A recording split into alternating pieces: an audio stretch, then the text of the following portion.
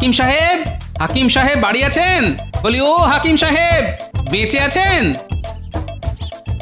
কে? কেমন আছেন হাকিম সাহেব? কে তুমি? চিনতে পারলাম না তো। আমি গোপাল, গোপাল ভাঁড়, মহারাজের বেতন করা ভাঁড়। গোশাল? গোশালা যেতে চাও, এখানে এসেছো কেন বাপু? সর্বনাশ, এই যে দেখছি কানে কিছুই শোনে না। ফোঁড়া কাটতে হবে। কি কি গোড়াতে, কি গোড়াতে কি হবে? ফোঁড়া ফোঁড়া কাটতে হবে। ও, গোশালায় ফোঁড়া কাটতে হবে? কোন গরুর কি হলো বাবা? আপনি এখন চলুন, পারবেন তো? না না, মারবো না। ফোড়া আমি কত কেটেছি এককালে, ঘ্যাচ ঘ্যাচ করে কেটেছি। তুমি দাঁড়াও, আমি কাঁচি নিয়েই আসছি। গম্ভীর। বেশ বলেছ কবি, বেশ বলেছ। তা বিজ্ঞানী, তোমার কথার উত্তরে বলি, রাজকোষের অবস্থা ভালো নয়। তুমি জানো, মানে যদিও তোমার জানার কথা নয়, আমি শুধু আমার জন্মতিথি উপলক্ষ পালন না করে খরচের কিছু ওই সাশ্রয় করেছি মাত্র, আর সেটাও আমার রাজ্যের প্রজাদের কথাই ভেবে। রাজকোষের কথা আমাদের কারোরই জানার কথা নয় মহারাজ, সেটা তো একমাত্র খাজাঞ্চি বলতে পারেন। কিন্তু খাজাঞ্চি অসুস্থ জানিয়েছে, তাই সে আসতে পারবে না। মহারাজ অনুমতি দিলে একটা কথা বলতে পারি। নিশ্চিন্তে বলো গোপাল। খাজাঞ্চি অসুস্থ, বাড়িতে আছে, বিশ্রাম নিচ্ছে, খুব ভালো কথা। কিন্তু খাজাঞ্চির সাথে যার নীতি ওঠা বসা, যে রাজকোষের সব কথাই জানে, সে কেন গত 4 দিন ধরে রাজসভায় আসছে না, সেটা কি কেউ বলতে পারবে? তুমি মন্ত্রীর কথা বলছো, তাই তো গোপাল? আমার মনে হচ্ছে মন্ত্রী নিশ্চয়ই কোনো ফন্দি আঁটছে, না হলে আগে তো কখনো এরকম হয়নি যে মন্ত্রী 4 দিন ধরে আসছে না। কি বলছো কি গোপাল?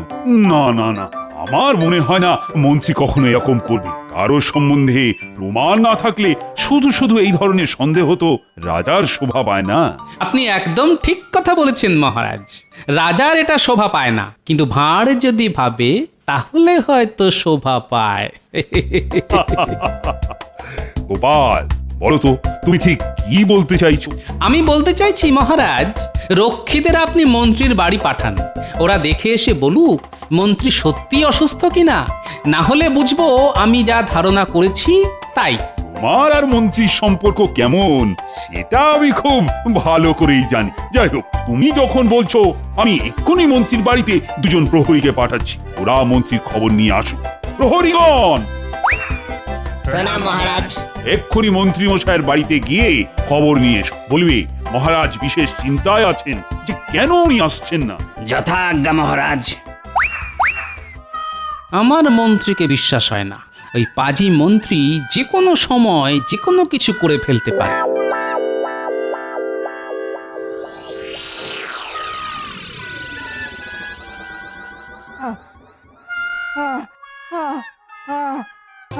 ওরে বাবারে, ওরে ওরে বাবারে, কি যন্ত্রণা! ও মা গো, ও গেলাম রে।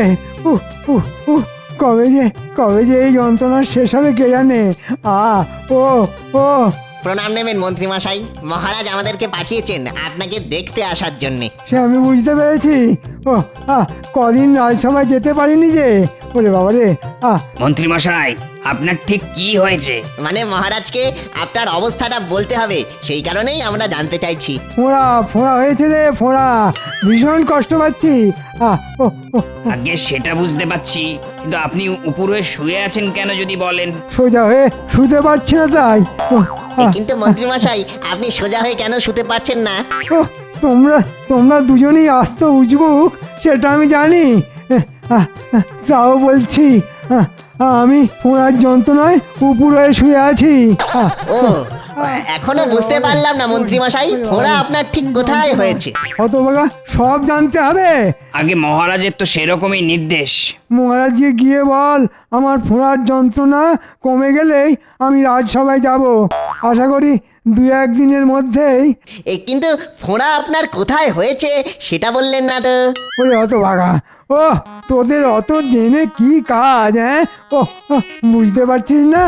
উপুর হয়ে শুয়ে আছি যখন, কোথায় আমার ফোড়া হয়েছে, হ্যাঁ? ওরে হতভাগা, মহারাজকে গিয়ে বল ফোড়া হয়েছে আমার পশ্চাৎ দেশে। আমি ভালো করে সোজা হয়ে শুতে পর্যন্ত পারছি না। ওরে বাবারে, ওরে বাবারে, কি যন্ত্রণা। ও ও, যা শিগগি যা। যথাজ্ঞা মন্ত্রীমশাই। মহারাজ, আমরা দুজন মন্ত্রীমশাইয়ের বাড়ি গিয়েছিলাম, গিয়ে দেখি মন্ত্রীমশাই উপর হয়ে শুয়ে আছেন। হ্যাঁ, মন্ত্রী উল্টে পড়ে শুয়ে আছে, এ তো ঘোর অনর্থ। যে রাজ্যের মন্ত্রী উল্টো হয়ে শুয়ে থাকে সে রাজ্যের তো অমঙ্গল। যাই হোক, প্রহরী বলো বলো। মন্ত্রীমশাই যন্ত্রণায় কাতরাচ্ছিলেন। হ্যাঁ, মন্ত্রীর যন্ত্রণা? মন্ত্রীর কাছ তো মন্ত্রণা, তবে তার কিসের যন্ত্রণা? আগে মন্ত্রীর বিস্ফোরা হয়েছে, কিন্তু সেই যন্ত্রণায় মন্ত্রীমশাই খুবই অসহায়ের মতো শুয়ে আছেন। বিস্ফোরা? যে ফোড়ার গোড়ায় বিষ, যন্ত্রণা অহর্নিশ। কিন্তু মন্ত্রী উল্টো হয়ে শুয়েছিল কেন? আগে সেই কথা জিজ্ঞেস করাতে মন্ত্রীমশাই রেগে গেলেন। রেগে গেলেন? মহারাজ, এমন কোনো জায়গা থাকতে পারে যেখানে ফোঁড়া হলে মানুষ রেগে যায়? পণ্ডিত, সেটা তুমি ভালো জানো। তোমরা বলো তো প্রহরী। মন্ত্রীমশাই আমাদের বললেন, যা গিয়ে মহারাজকে বল আমার পশ্চাৎ দেশে ফোড়া হয়েছে। হে হে।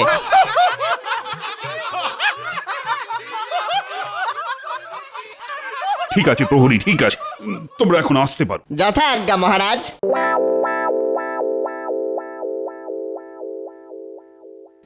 মহারাজ, মন্ত্রীর মনের সমস্ত বিষ এখন ফোঁড়া হয়ে বাইরে বেরিয়ে আসছে।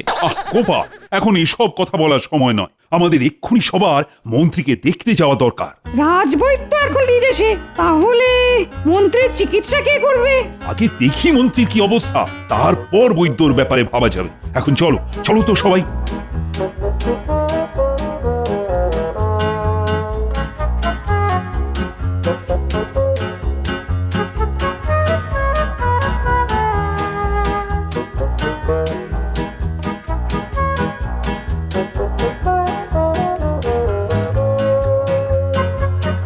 সেপাই, তোমরা ভেতরে গিয়ে মন্ত্রীকে খবর দাও, বলো মহারাজ দেখা করতে এসেছেন।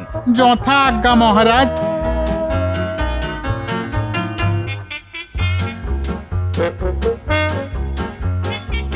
আপনারা মার্জনা করবেন, কিন্তু মহারাজের নির্দেশে আমরা এসেছি।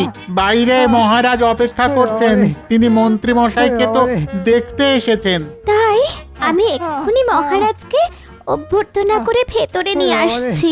না গিন্নি, তোমাকে যেতে হবে না, মহারাজ নিজে এসেছেন আমাকে দেখতে। আমি নিজেই যাচ্ছি তাকে নিয়ে আসতে। কিন্তু তুমি কি পারবে? হ্যাঁ হ্যাঁ, নিশ্চয়ই পারবো। সেপাইরা, তোমরা গিয়ে মহারাজকে বলো আমি এক্ষুনি আসছি। গিন্নি, আমাকে আলগা করে একটু একটু সোজা করে দাও তো, সোজা করে দাও। দেখি। বাবারে, কি যন্ত্রণা, কি যন্ত্রণা!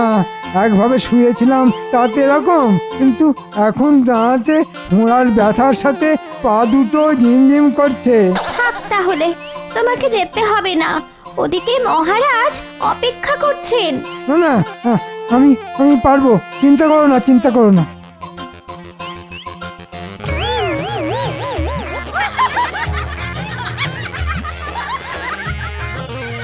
আমার কি সৌভাগ্য! ওরে বাবা, মহারাজ স্বয়ং আমার বাড়িতে পায়ের ধুলো দিয়েছেন। আসুন মহারাজ, আসুন আসুন মহারাজ। সে না হয় ঠিক আছে, কিন্তু তোমার এ কি অবস্থা? আহা, মন্ত্রীমশাই, আপনাকে দেখে বড় দুঃখ হচ্ছে, কিন্তু আমি দেখছি ফোঁড়ার কল্যাণে আপনি বেশ নাচতেও শিখে গেছেন। হায়, এটা আমি বুঝেছি স্পষ্ট। মন্ত্রীমশাইয়ের আজ বড় কষ্ট। ঠিক আছে ঠিক আছে, কিন্তু এখন বেশি কথা না বলাই ভালো। সত্যি মন্ত্রী, তোমাকে দেখে না আমার কষ্টই হচ্ছে, কিন্তু সমস্যা হলো রাজবৈদ্য তো এখন রাজ্যের বাইরে। হ্যাঁ, তিনি থাকলে কোনো সমস্যা ছিল না। রাজ্যতে কি বলতে পারবেন আমায় আর কতদিন এই যন্ত্রণা বয়ে বেড়াতে হবে? ঘোড়ার যন্ত্রণা কবে কমবে তো আর গণনা করে বলা যায় না, তবে গণনায় দেখেছি আপনার শনি খারাপ। আজই তো শনিবার, বিষে বিষে বিষক্ষয় করতে হবে। ও গোপাল, তুই এক্ষুনি হাকিমকে খবর দাও। হাকিম এসে মন্ত্রীর ফোঁড়াটা কেটে দেবে। হ্যাঁ ওরে বাবা রে, মরে যাব রে, মরে যাব। এছাড়া আর তো কোনো উপায় নেই যে মন্ত্রী।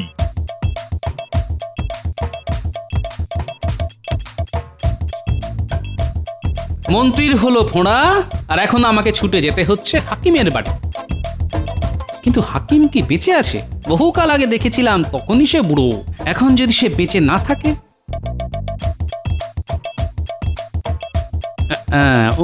ওটাই মনে হচ্ছে হাকিমের বাড়ি। হাকিম সাহেব, হাকিম সাহেব বাড়ি আছেন? বলি, ও হাকিম সাহেব, বেঁচে আছেন? কে? কেমন আছেন হাকিম সাহেব? কে তুমি? চিনতে পারলাম না তো। আমি গোপাল, গোপাল ভাঁড়, মহারাজের বেতনকারা ভাঁড়। গোশাল? গোশালা যেতে চাও, এখানে এসেছো কেন বাপু? সর্বনাশ, এই যে দেখছি কানে কিছুই শোনে না। ফোঁড়া কাটতে হবে। কি কি গোড়াতে, কি গোড়াতে কি হবে? ফোঁড়া, ফোঁড়া কাটতে হবে। ও, গোশালায় ফোঁড়া কাটতে হবে? কোন গরুর কি হলো বাবা? আপনি এখন চলুন, পারবেন তো? না না, মারবো না। ফোঁড়া আমি কত কেটেছি এককালে, ঘ্যাচ ঘ্যাচ করে কেটেছি। তুমি দাঁড়াও, আমি কাঁচি নিয়েই আসছি। বাবা, কতদিন পরে ফোঁড়া কাটবো। গরুর ব্যাপার।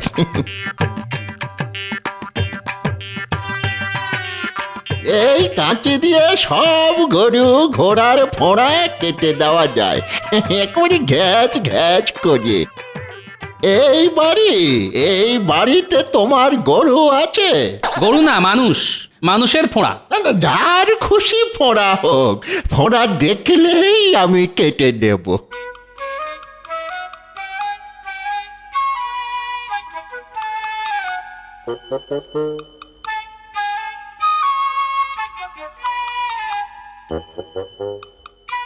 ওরে বাবা, এ যে দুটো বিষ ফোঁড়া। আমি একটা আগে কাটি, চিন্তা নেই, কাঁচি দিয়ে কচ কচ করে কেটে দেব। ওরে বাবা রে, ও হাকিম সাহেব, একটু আস্তে করে কাটবেন। হ্যাঁ হ্যাঁ।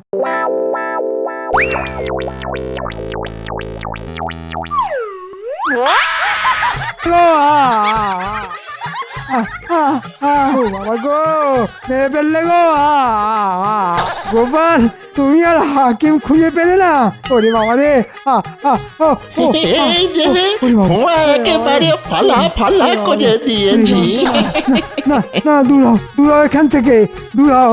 এই যন্ত্রণা আমি আর সহ্য করতে পারবো না। ওরে বাবা রে, এই যাবে কিনা বলছি, যাবে কিনা বলছি, যাবে কিনা? না গেলে কিন্তু সেরেছে। এই যে মনে হচ্ছে হাকিমকে গলা টিপে মেরে দেবে। হাকিম সাহেব, চলুন। মা গো, ও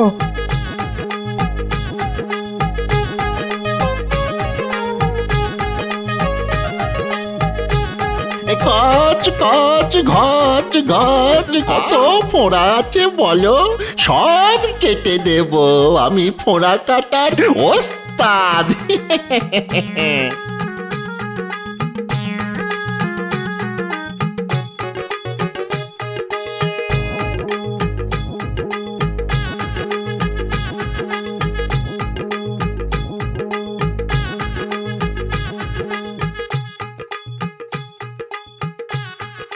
বলি, মন্ত্রী মশাইয়ের স্ত্রীর সঙ্গে দেখা হয়েছিল জানো?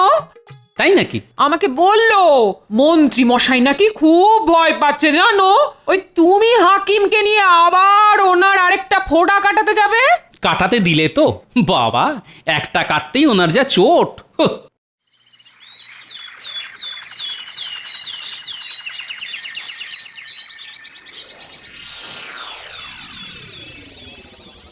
বলো গোপাল, বলো, খবর বলো। মহারাজ, আপনার কথা মতো আমি বুড়ো হাকিমকে নিয়ে গিয়েছিলাম মন্ত্রী মশাইয়ের বাড়ি। হাকিম একটা ফোঁড়া কেটেও দিয়েছে, কিন্তু আরেকটি ফোঁড়া মন্ত্রী মশাই কাটতে দেয়নি। সে কি? তাহলে উপায়? মন্ত্রী মশাই যেরকম চিৎকার করছিলেন, তাতে মনে হচ্ছিল উনি হাকিমকে মেরেই ফেলবেন। সেনাপতি। আজ্ঞে মহারাজ। এক্ষুনি যাও মন্ত্রীর বাড়ি, দেখে এসো কেমন আছে মন্ত্রী। জি আজ্ঞে মহারাজ।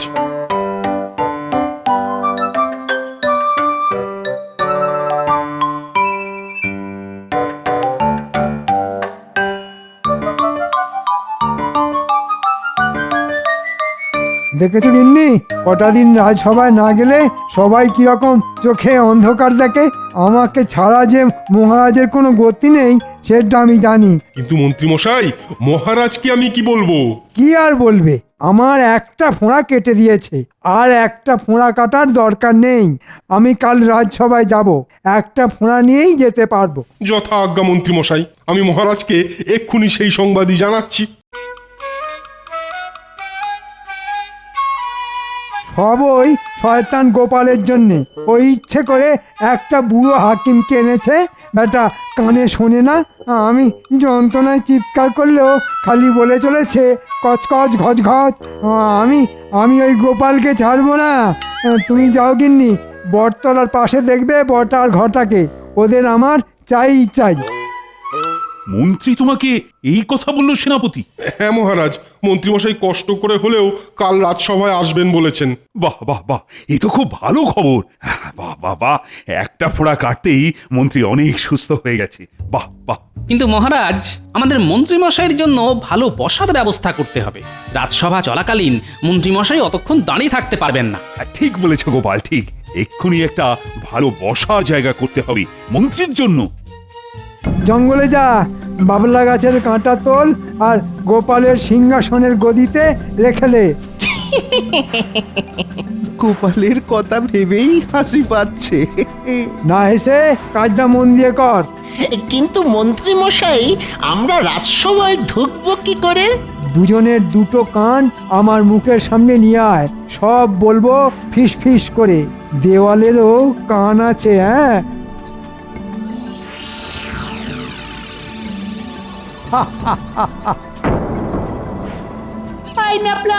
লেবুটা আমার দিকে ছড়, আমি ওটা লুফে নেব।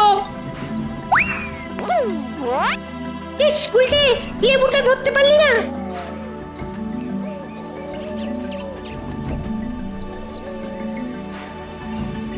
তুই এমন জোরে ছুড়লি, আমি ভালো করে তো দেখতেই পেলাম না। এখন এই জঙ্গলে কোথায় খুঁজবো?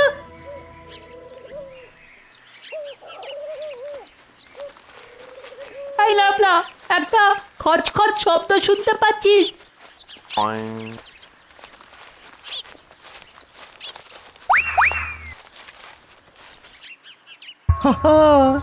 প্রচুর কাঁটা।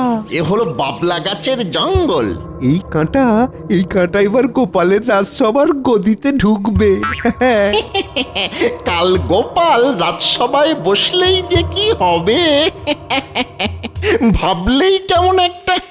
মন্ত্রী মশাই জব্বর ফাঁদ পেতেছেন।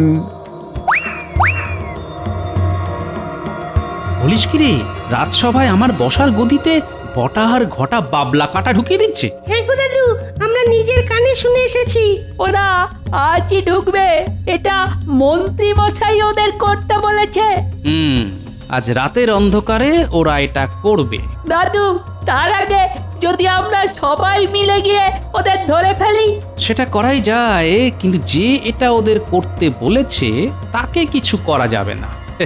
তোরা চিন্তা করিস না, ওদের বাবলা কাটা আমার গদিতে বসাতে দে।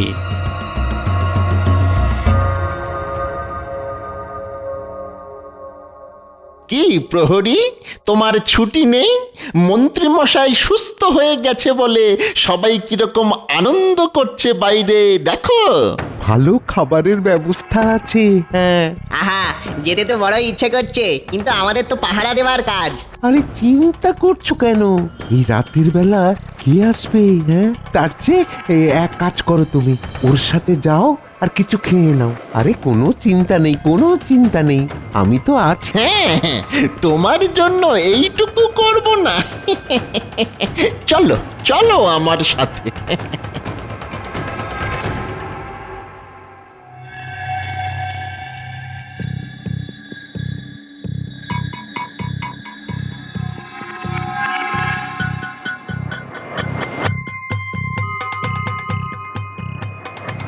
বাহ, এই যে মেঘ না চাইতেই জল, দরজাতে প্রহরীও নেই দেখছি। যাক, কাজ সেরে ফেলেছি। হ্যাঁ, এবারে পালাই। বুঝেছি, প্রহরীকে এরা কোনোভাবে হাত করেছে। যাক, আমার সুবিধেই হলো। ঘুঘু দেখেছে। এবার আমি ফাঁদ দেখাবো।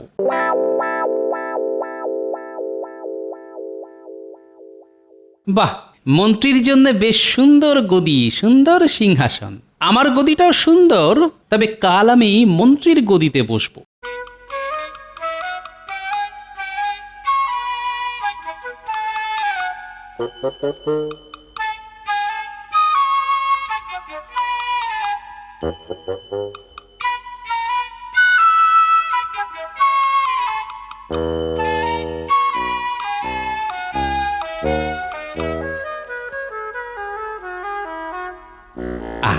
কাজ শেষ।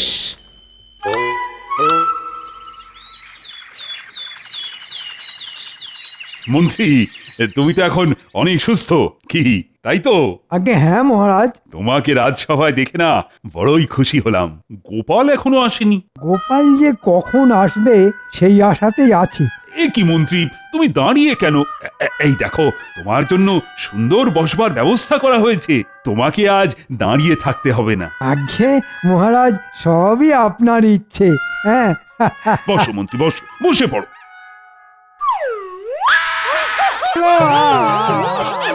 ওরে বাবা রে, আমার কি ফুটলো! ও কি হলো? মহারাজ, মন্ত্রীর জন্য এমন একটি ব্যবস্থা করা হয়েছিল যাতে মন্ত্রীর আরেকটি ফোঁড়াও ফেটে যায়। কই দেখি দেখি, কি এই যে বাবলা গাছের কাঁটা মনে হচ্ছে। বাবা গো, গেলাম গো। মন্ত্রী এই বাবলা কাঁটা বটার ঘটাকে তুলে আনতে বলেছিল। বটা প্রহরীকে নানা কথা বলে সরিয়ে দেয়, আর সেই সুযোগে বাবলা কাঁটা আমার বসার গদিতে লাগিয়ে দেয় যাতে এই কাঁটা আমার ফোটে। আমি সুযোগ বুঝে আমার আর মন্ত্রীর গদি পাল্টাপাল্টি করে দিয়েছি মাত্র। গোপাল, তোমার বুদ্ধির কাছে সবাই হার মানবে। কি মন্ত্রী, এবার বুঝেছ তো? যাক, এবার তুমি পুরো সুস্থ হবে, আর আর তোমাকে দাঁড়িয়েই থাকতে হবে। গোপাল, গোপাল, আমি তোমায় ছাড়বো না।